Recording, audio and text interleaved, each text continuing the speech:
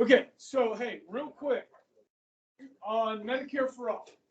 Okay, I talked about a few things yesterday, but let's talk about, has anybody in here ever had to have an MRI? Wait, which one's the MRI? It's where you go in a tube and it makes these weird noises. Okay, just two of you?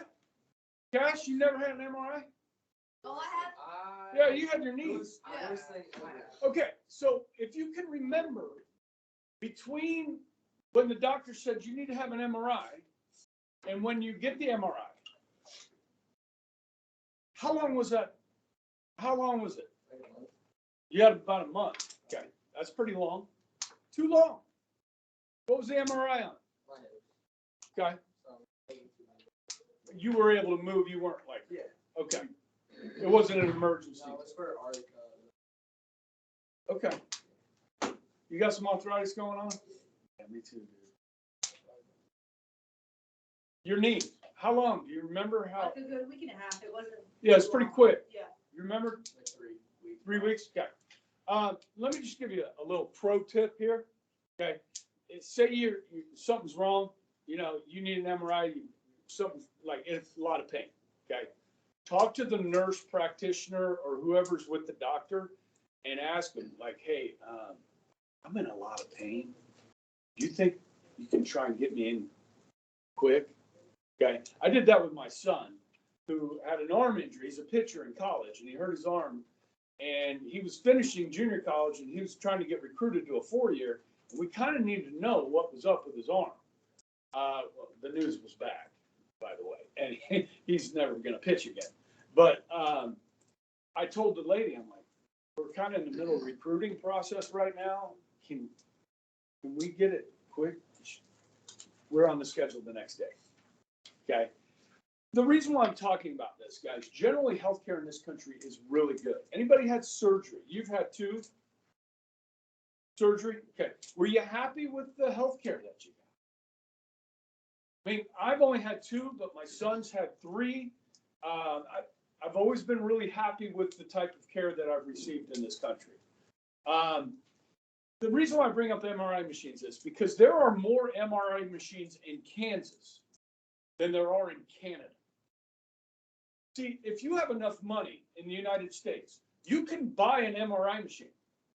You can lease a piece of property on Northridge Road and put up a sign, MRIs are us, and go out and hand out business cards to all the doctors in Wichita and say, hey, if you got any patients that need an MRI, we'll get them in real quick. Send them up to us. You can do that in the United States. But the government-run healthcare system in Canada, they decide how many MRI machines there are. So typically, there's a long wait for healthcare there. For an MRI, oftentimes, it could be 6 months. Okay, and for me, that's too long. So you do have people that come in from Canada, the people that can afford it, will come into the United States from Canada for healthcare because the waits are so long. Okay, our system is expensive. Can't pretend anything else. And I talked about how it's that the working poor. The poor are covered. The elderly are covered. It's the working poor that can't afford insurance or don't get it through their employer. So we need to open access to them. That's what we need to fix, in my opinion. But if you feel like, hey, everybody should be covered, and you say, okay, I'm going to take the money that I'm spending on health insurance now, and I'm going to pay it in taxes, okay? And we're about to talk about taxes today. We'll get to taxes. So let me pull this up. This is the tax bracket today. Can you guys see this? Okay. So how many of you guys have jobs? Anybody make more than 11,600 yet last year? 11,600? Okay, you guys are all poor. Okay, so they're going to keep your Social Security money and your Medicare money when you pay taxes. The rest of it, you're getting back in a refund. You guys get those big refunds, yeah?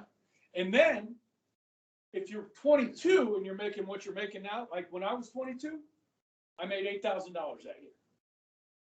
Now, I did the 5.5-year plan in college. So I graduated halfway through the year, worked half a year, and I made $8,000.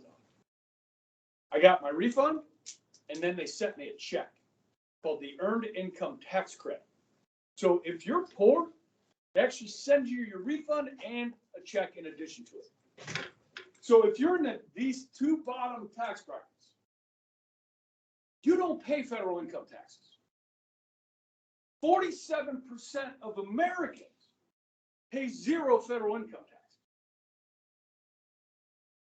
They get it back. Not your Social Security, Medicare money. That stays with the government. Okay? Because if you live long enough, you'll get that back. Okay? But here's the thing. If you look at countries like Norway, Belgium, France, these countries that have universal systems and really good welfare systems, everybody pays taxes, including the poor. You have to. Because you are doing so much for the people, the government is doing so much for the people, you got to get money wherever you can get it. Okay? So understand this. Under our current tax code, if we do Medicare for all, you got 53% of the American people that are going to pay paying the health care for 47% of the people. And we're already $34 trillion in debt. So what happens when the government runs out of money? Which we're out of money right now. We're printing it. We're going into debt. Let me show you this.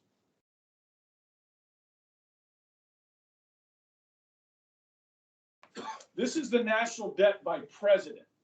Okay. And the reason why I pulled this up this morning was I was listening to the radio as I do in the morning. And the guy was talking. He said, when Jimmy Carter left office in 1980, okay, the national debt was $800 billion. Not even 1 trillion. This is 1980. Okay?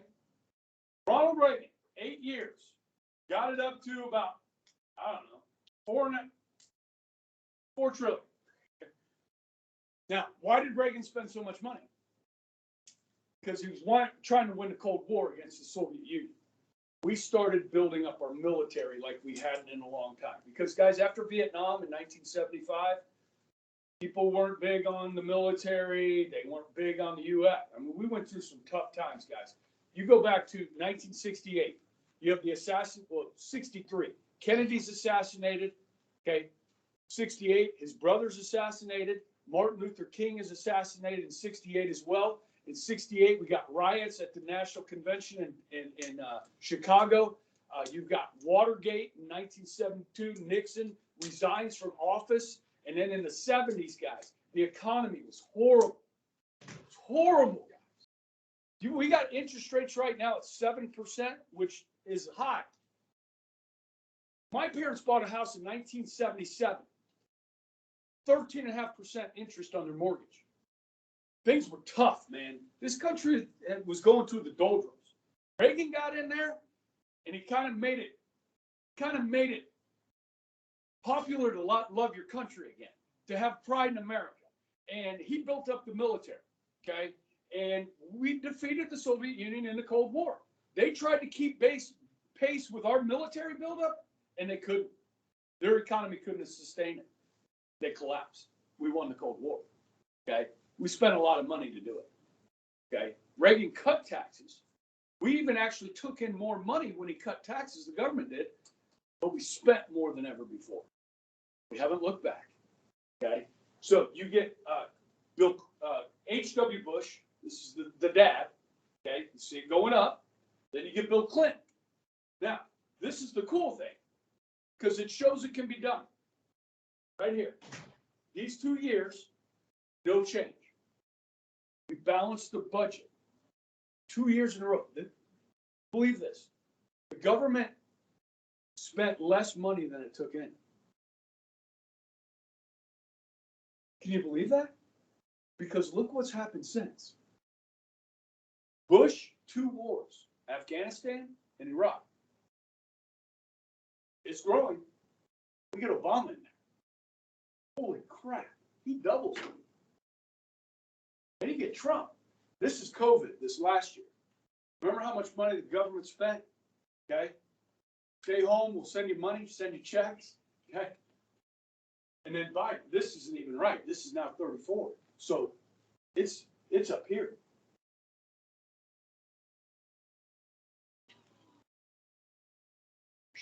Are you ready to start paying attention to your government? Who's going to pay for this? This is freaking crazy, man. Isn't it astonishing to you? This has all happened since 1980, basically. Okay, but really, I mean, it was bad here at the end of Bush, but since Bush, look what's happened. So you can't blame it on Republicans. You can't blame it on Democrats. You got to blame them all. Okay? So if you go to a universal health care system, how much is that going to cost to insure 335 million people? How are we going to pay for that? And when you run out of money for health care, you're going to have to do what's called rationing. You're going to have the government deciding who gets care and who doesn't. You got an 80-year-old that needs a hip replacement. You got a 15-year-old that needs a kidney transplant. Who's going to get the care? 15-year-old. Of course. We're going to give, morphine to the 80-year-old and say, go home and rest. Take this morphine until you die. Because, guys, if you're over 80 and you break your hip, it's downhill. Happened to my father-in-law. And as soon as that happens, guys, you're talking months to live if you're over 80. Okay? Your old people got to be careful. Okay? Because you break that hip, it's, and a lot of them do because you fall. It's sad. But you will spend more on healthcare in the last year of your life than you will spend the entire rest of your life for most people. So we got to find a way to cover those working poor. We can help those working poor. And I got ideas. We don't have enough doctors. If we had 330 million people with insurance coverage, we wouldn't have enough doctors. Any of you guys ever been to a dermatologist in Wichita? There's only a couple. And so, like, you make an appointment at dermatology, you might be waiting 3 months to get in. We don't have enough doctors. So I can fix that. Sydney, you want to be a doctor? Government's going to pay for it. Okay, you become a doctor and you work for 5 years in a federal health clinic where poor people who don't have insurance can come in and get free health care or at a minimum price. Okay, something they can afford based on what they earn. Something like that. You work there for 5 years, we pay you $55,000, $75,000 a year, and after 5 years, you can decide you got no student loan debt. Okay, so you're making decent. Okay, after 5 years, you can go into private practice if you want, or if you really feel compelled to stay there, you can stay there. There went your doctor short. 5 years of service to your country. You like that? That's a pretty freaking good idea.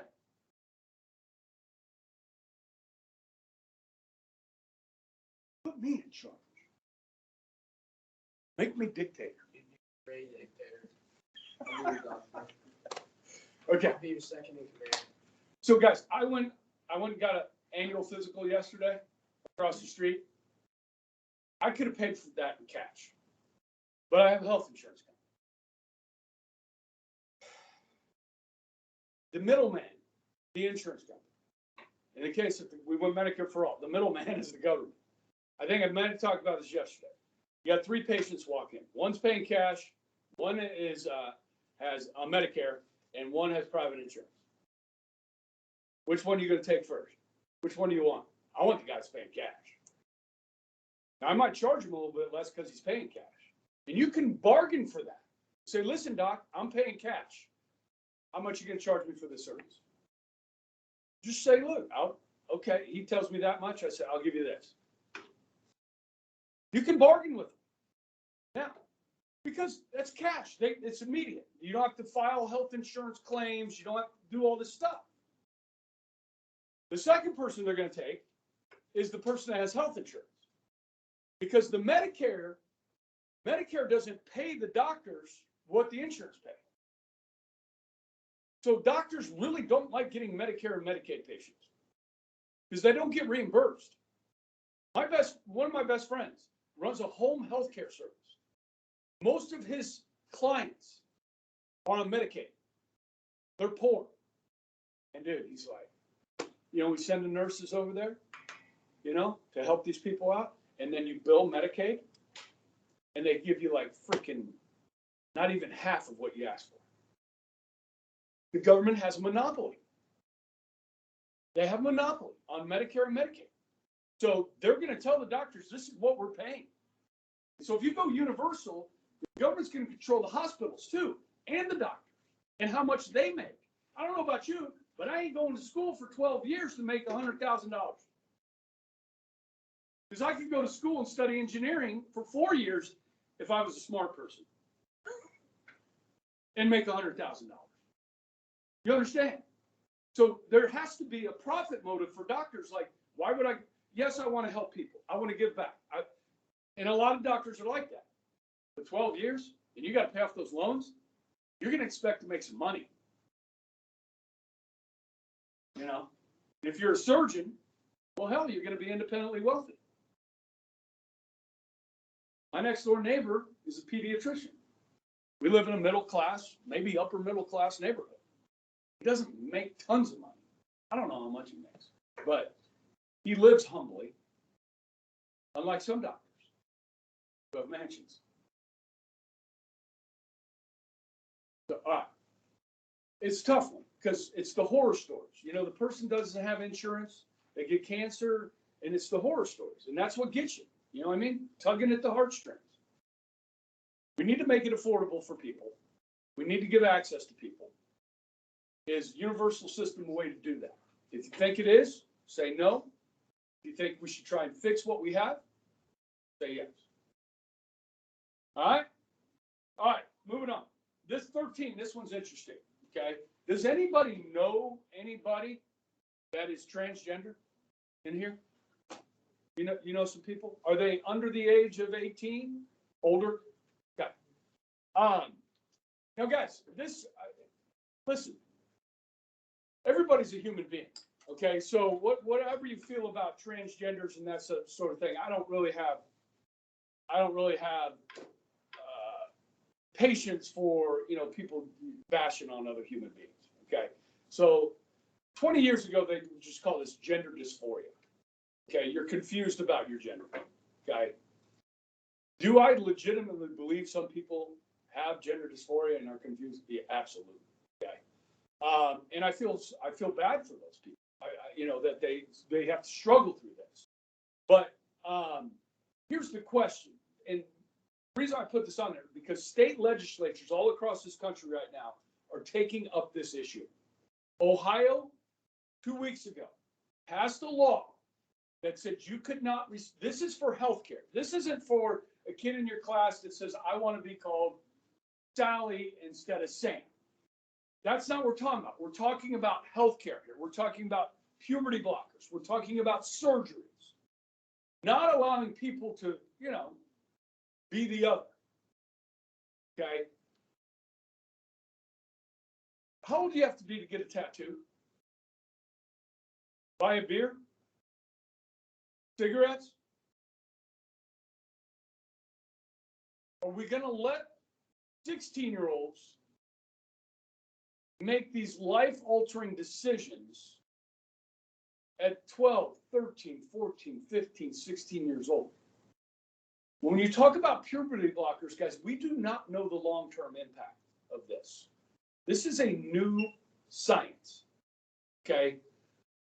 Chances are, though, what some things are showing is that, like, if you are a woman and you take puberty blockers, now you guys know women start changing earlier than men.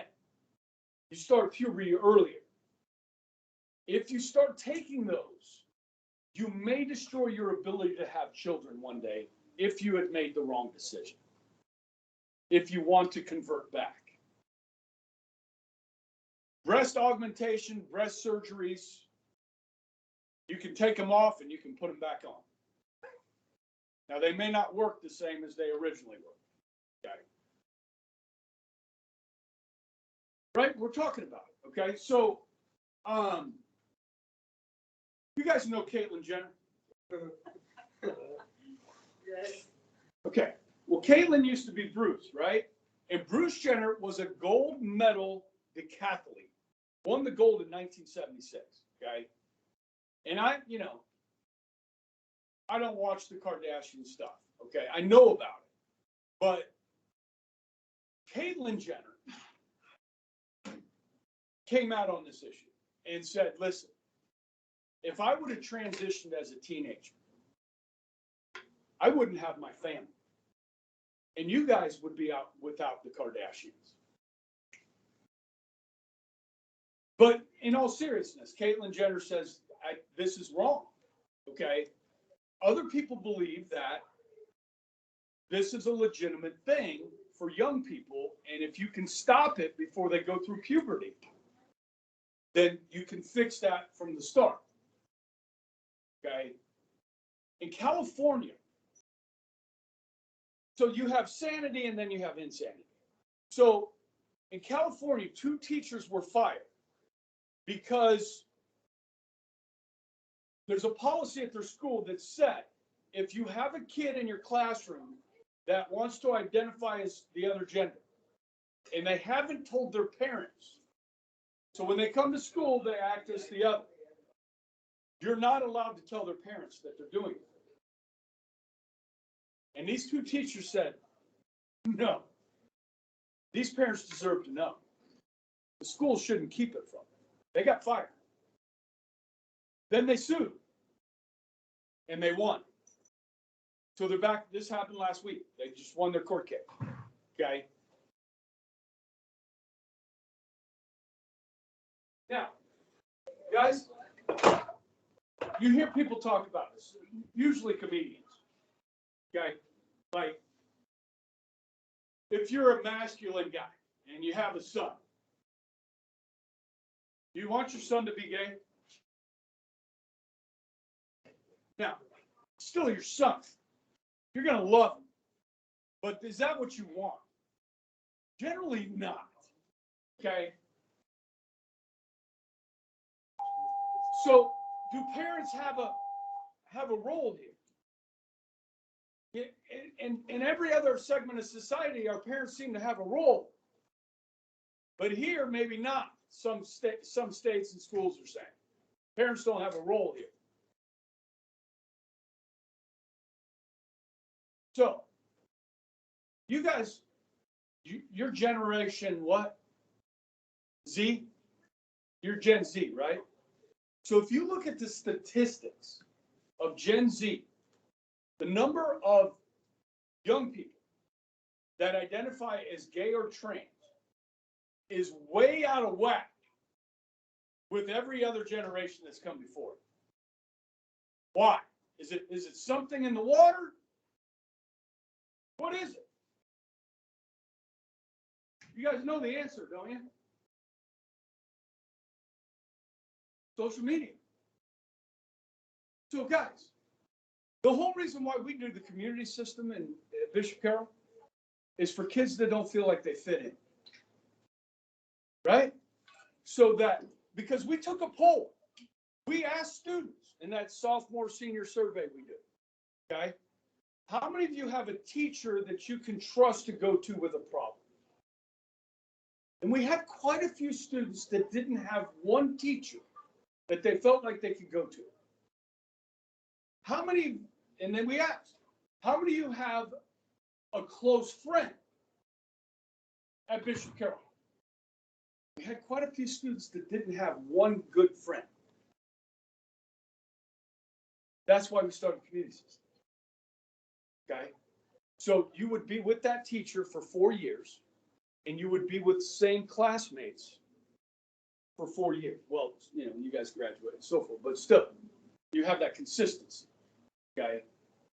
Now, I've talked about this in front of the faculty, and what I've noticed in my house is that you guys know Irvin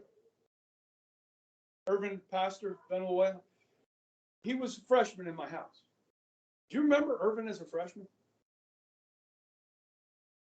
Has he had a big transition now to when he's a senior? And probably a lot of you have too, right? But Irvin was an awkward freshman.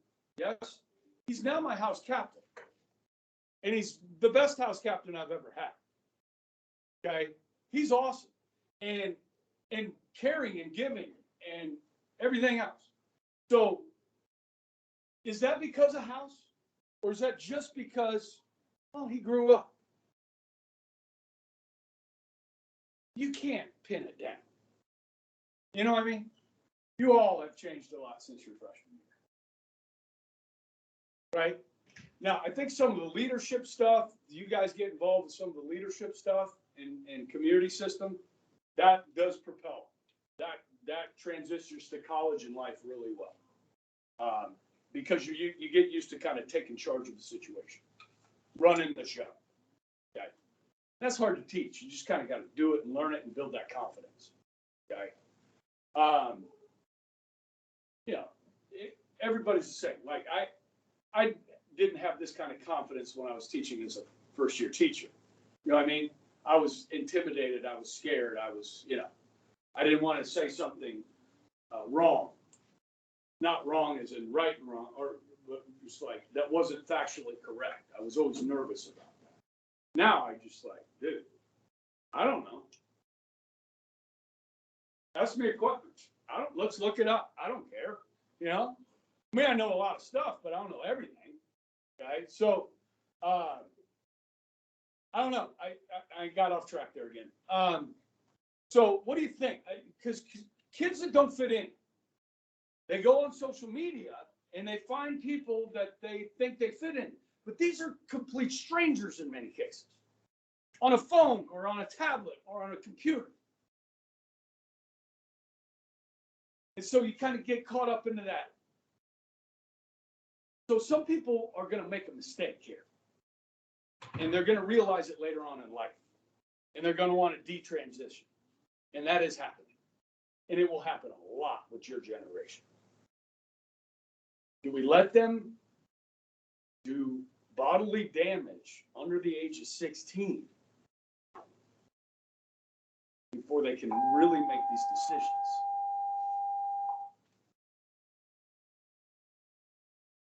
You decide. All right. Tax cuts. All right. Bring the taxes back up.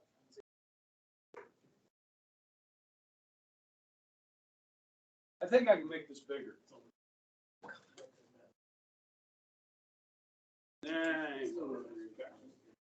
Okay.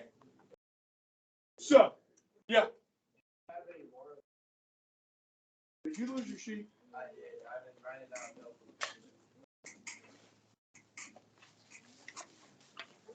Anybody else? Oh. That way. Okay. Let's talk about taxes. Okay, guys, we use what's called a progressive income tax. Okay, progressive, which means the more you make, the greater percentage you pay in taxes. Okay? So like I've already talked about, if you're poor, you don't pay federal income taxes. Now, the highest tax bracket is 37% for a single person. That's $609,000 a year.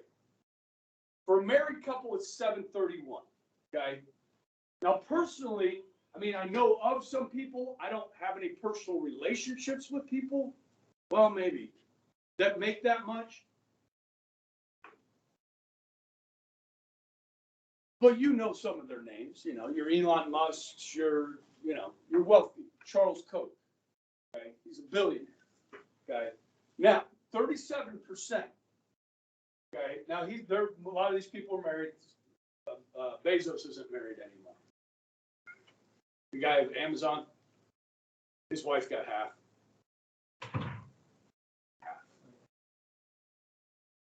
She became the richest woman in America by getting divorced.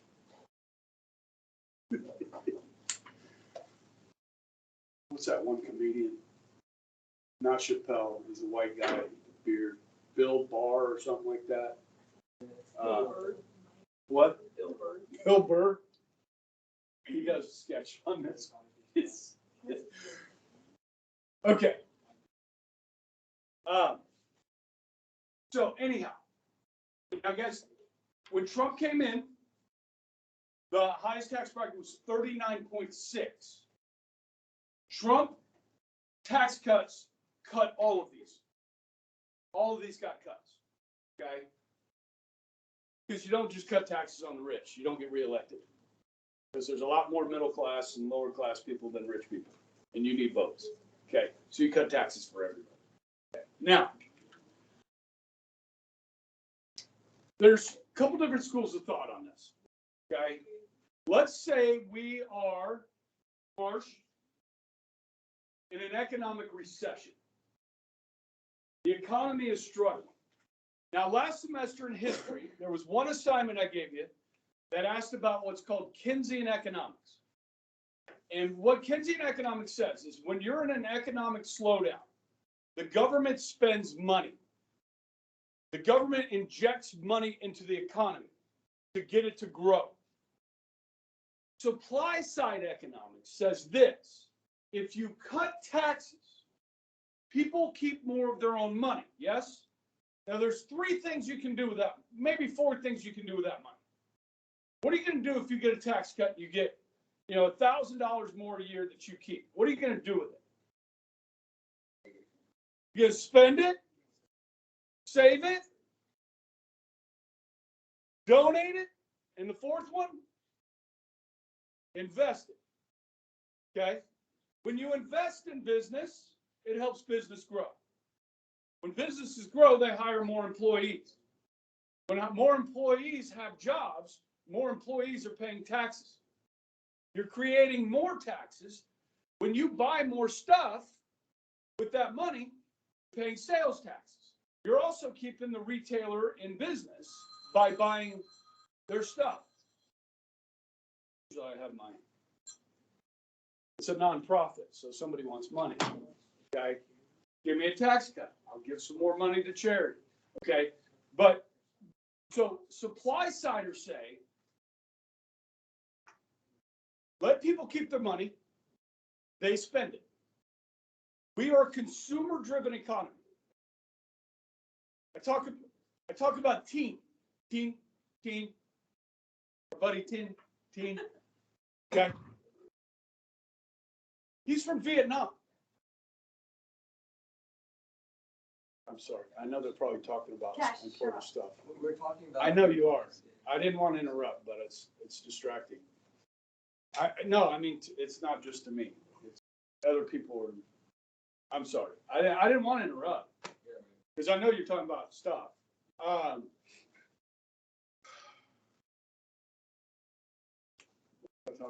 Vietnam. Yeah. Teen's from Vietnam. Okay, so he comes over here and he looks at our lives in the United States. He's like, these people have a lot of stuff, right? Like we have a lot of stuff.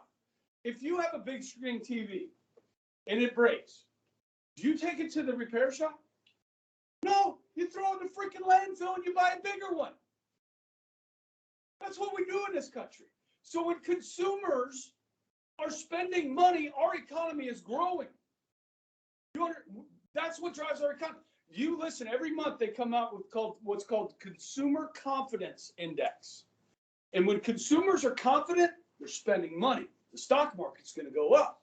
When consumer confidence is low, okay, and what's crazy right now, guys, is prices are so freaking high, but people are still spending money. And you know what they're doing? Credit card debt. Credit card debt right now is going through the roof. We've seen this before. Don't do it, people.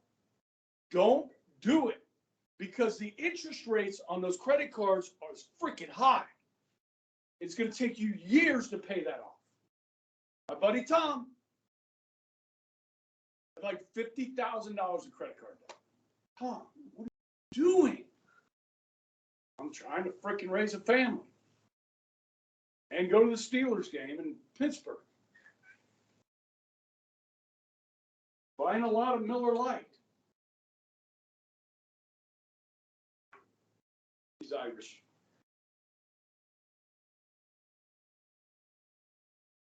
That's funny. Okay. So, guys, who knows better how to spend your money? You or the government? Now, are our taxes high when you compare them to other countries? The lowest tax country in the world. Ready? Mexico. Lowest taxes in the world. Okay? The United States does not have the highest taxes. France has high taxes. They have universal health care. If you can't afford a refrigerator, the government will buy one for you. They have a welfare system that is cradle to grave. From the womb to the tomb, the French government is going to take care of you. Everybody pays taxes. And the wealthy, they raised it to 75%. And when they did that, they found out. Mess around, find out. Because rich people can afford to do what? Get the hell out. And that's what rich people in France started to do. They started leaving the country. Just like people are fleeing from California, New York, and New Jersey in freaking droves. Because the cost of living is too high, and a big part of that is the state taxes and the regulations on businesses. So listen, Trump lowered the corporate tax rate in this country. Oh, those greedy corporations. From 28%, which is among the highest in the world, 28% corporate income tax, to 20%. What was Trump trying to do? Reward the wealthy businesses? No. What he was trying to do was telling these companies, you can do business in America. You guys ever watch Shark Tank? Somebody comes on the show, they got a gadget or something a product. Well, they got to manufacture that product. So they asked them, how much does it cost per unit to make this product? And they said, well, I got a deal in China. So it's only $1.25 for each one. If they made that in the United States, it would be like $4. So businesses, we allow them to go overseas. Okay, what Trump's trying to do is say, listen, we want those companies to stay here or come back here. So we lower our taxes on them so they can compete. Okay, now 20 is still not super low, but listen, corporations, small businesses are the #1 employer in the United States. You don't go in business to go broke. You go in business to make a profit. When you start your own business, you're taking a risk. And the higher the risk, oftentimes the higher the reward. But 50% of all small businesses fail in this country. So when you look at taxes, the tax code tries to help those businesses. You ever hear this thing about how Trump doesn't pay enough in taxes? That's a thing. This is why. And he said it in the debate. He said, listen, you guys made the rules. I'm just following the rules. And here's the rule. If you have Trump organization, and he has several different businesses, real estate, he's got Trump Tower, he's got golf courses. So this business over here loses money. This business over here makes money. You can write off the losses from this business on this business. Jeff Bezos, who might be the richest man in the United States, or second, he was the richest till the divorce. Okay? Amazon, guys, the first 10 years of existence of Amazon, they lost money. And then they hit it. So he can write off those losses on his profits. So he's not paying a lot in taxes. Now, once he gets rid of all those losses, he's going to have to pay. Okay? But there's lots of loopholes. I don't like those loopholes. Okay? What about the charitable giving? Charitable giving, guys. You write that off. If we take that away as a tax deduction, charity in this country, churches will be destroyed. Okay? And there are people that want to do away with that. Especially the ones that hate, like Christianity. The ones that hate that, they're like, they're getting these freaking tax breaks. Why are they getting tax breaks? Why indeed? Because usually churches do good things with the money that they get. But, so, other types of taxes we pay, if you live in California, guys, and you're rich, 37% here, 12% from the state, you're at 49%. Sales taxes, capital gains taxes, like if you flip a house and you make a profit flipping that house, that's a capital gains, or you sell a stock that you bought for a profit, that's 21%. It used to be 27%. Trump lowered from 27 to 21. So people would invest money. Okay? Because more investment means growth. Okay? So that's the supply side of thinking. Others think, you know what? These rich people, they have way more money than they need. They need to pay more of their fair share. Let me tell you something. These top two tax brackets right here, which is a number of people in the about 100,000 people, pay about 75% of all the income taxes that come into the country. Because 37% of 700,000 is a lot more than 22% of 100,000. You understand? So the wealthy are paying their taxes. Okay? Well, there's some loopholes and stuff like that. Yeah. Can you change it? Yeah. Okay. But and the poor in this country don't. So I don't know. What do you think? Cut taxes, cutting taxes, good thing, or do we need to raise taxes?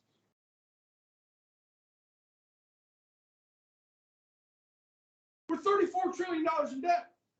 The government's going to spend $1 trillion more this year than it will take in.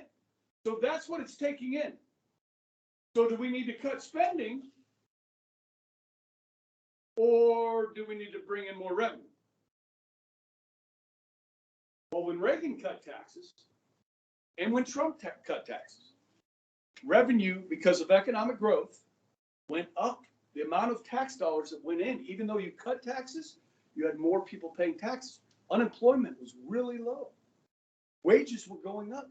More money was coming in, even though you cut taxes. Happened in the 80s too. Economic growth will solve a lot of our problems. I'm telling you guys. Do you think there's more or less crime when unemployment is really low? When unemployment's low, people are going to work. They don't have time to commit crimes. It's when you create this welfare state, when people don't have to go to work. When you see these huge protests, you're like, what do these people do for a living? Because I got to go to work. I can't go to the protest. What do these people do for a living? You ever think about that? Maybe somebody's paying them to protest. You ever watch these protests on TV where they have all the signs made up already, all printed and nice and everything? Somebody's paying for that. It's like, hey, everybody, let's chip in and make these signs. No, dude. Somebody's controlling that. Just like the protests in D.C. today. You'll see a lot of pre-printed signs. Somebody's organizing. The March for Life is organized. So are a lot of other protests. Not that there's anything illegal about that, but you should think about it. Okay. Okay. Taxes. There it is. Okay. Any questions about taxes?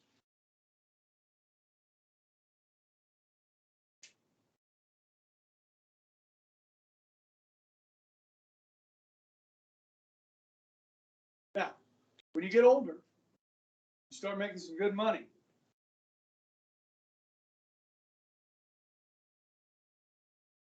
Now, if you never make any good money,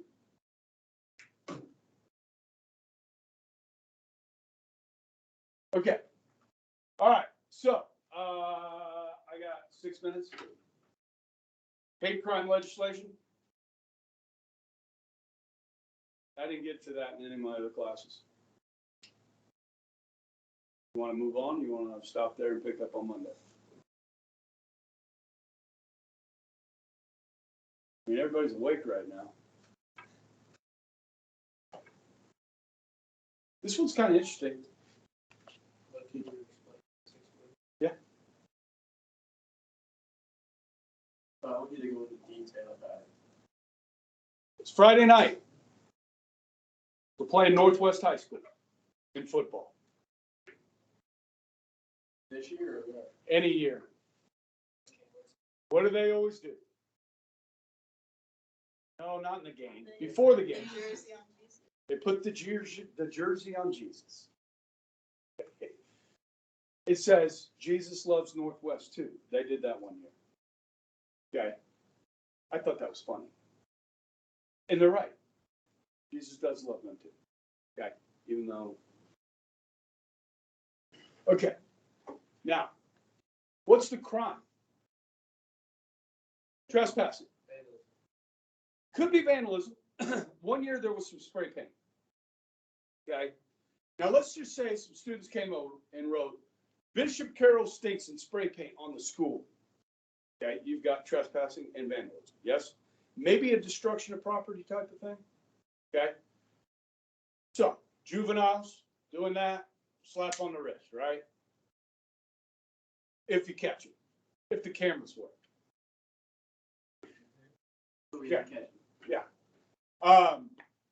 Okay, all I'm going to do is change the words. Instead of writing Bishop Carroll stinks on the wall,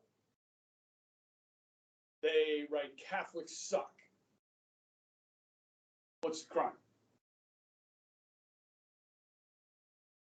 Vandalism, trespassing, maybe destruction of property.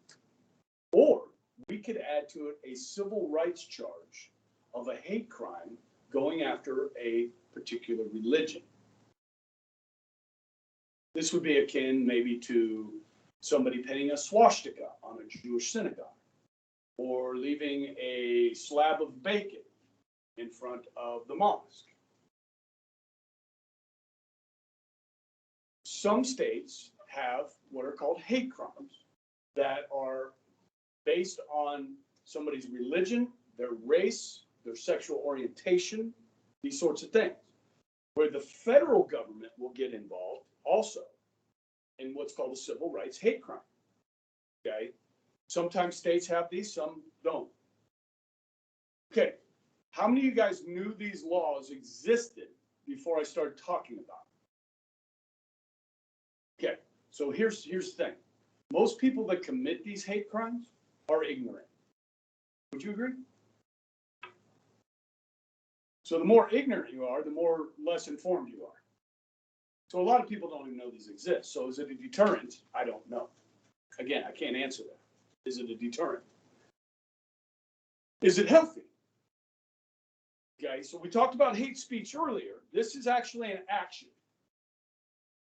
Okay, so should we have these laws? Do they help prevent hate crime, hate towards somebody because of their race?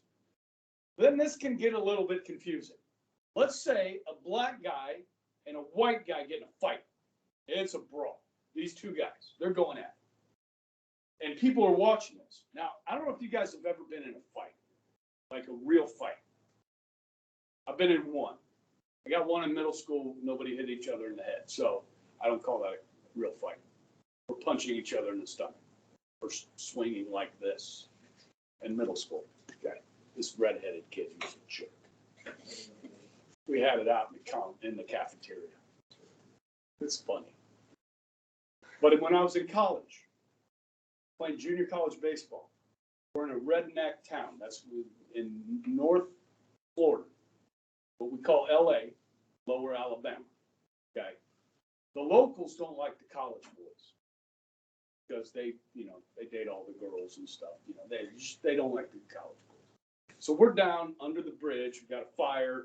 We're hanging out. We're drinking beer. We're playing freaking Eagles and Jimmy Buffett and Hank Williams Jr.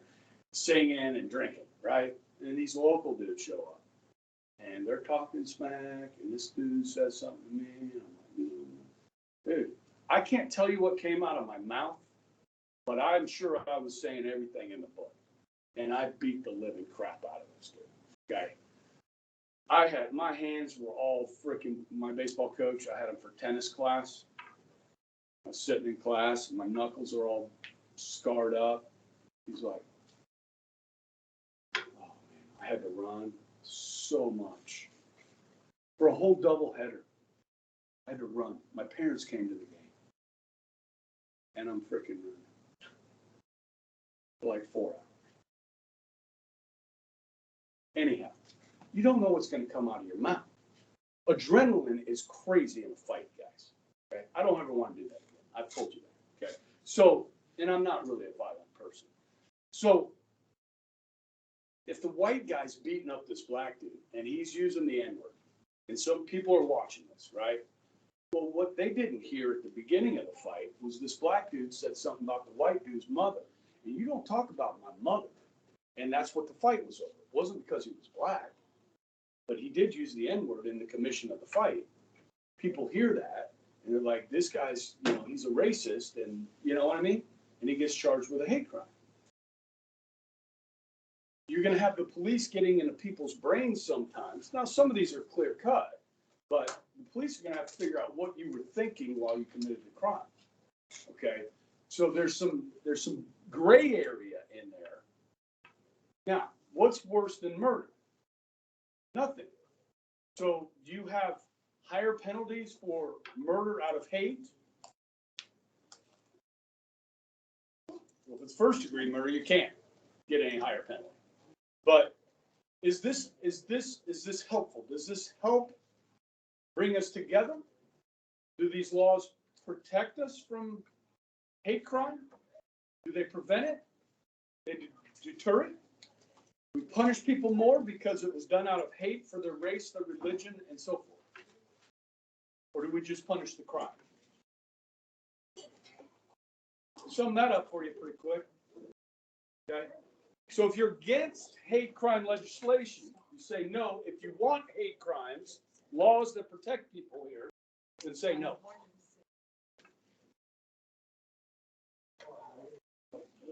We did it.